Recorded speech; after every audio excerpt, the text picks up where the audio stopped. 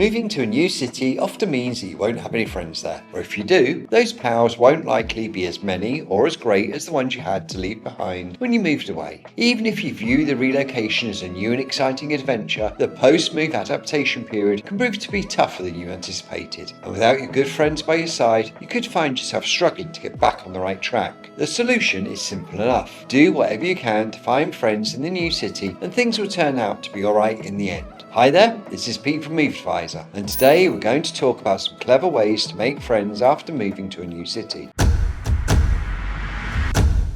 Ready to form awesome friendships after the move? Number 1. Friends of your friends. The very first thing you need to do after moving to a new city is to connect with friends of your friends. Simply use your favourite social media network. You should be able to get a few contacts with a little luck. Number 2. Apps to make friends. Have you ever tried a mobile app to meet new people? You may be sceptical about the whole idea, but there are some great platforms out there that enable like-minded people to meet up and hopefully become good friends as a result. The best thing about it is that such friendships are formed almost effortlessly simply because you and the people you will meet through the app will have very similar interests and hobbies. Sounds great, right? Co-workers. Speaking of forming effortless friendships in a new city, your best chance to do so is at work, where you will meet and interact with your co-workers on a daily basis. Having lunch together with your work colleagues is a good start, but why not go a step further and have some drinks after work, or even invite them over to your place to watch a sports game? Housewarming party. You just moved to a new city, and you're very likely to not know anyone there. Everyone around you is a complete stranger, even the folks next door. Well, it's time to change that. Organise an informal housewarming party and invite your neighbours to get to know them a bit better. This is the perfect opportunity to gauge the folks next door and see if any of them could potentially become good friends of yours. Next, get a dog.